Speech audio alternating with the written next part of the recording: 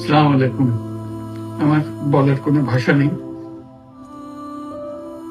কিভাবে শুরু করব সেটাও বুঝতে পারছি না। আমার মতো সারা দেশের লোক আজকে হতবাক। এরকম একটা কাণ্ড করতে পারে আমরা কেউ কল্পনা করিনি, কারো ধারণার মধ্যে ছিল না।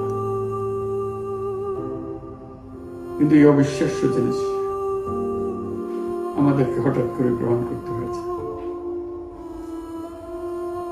মাইলস্টোন স্কুল অ্যান্ড কলেজের যে দুর্ঘটনা, প্রশিক্ষণ বিমান বিধ্বস্ত হয়ে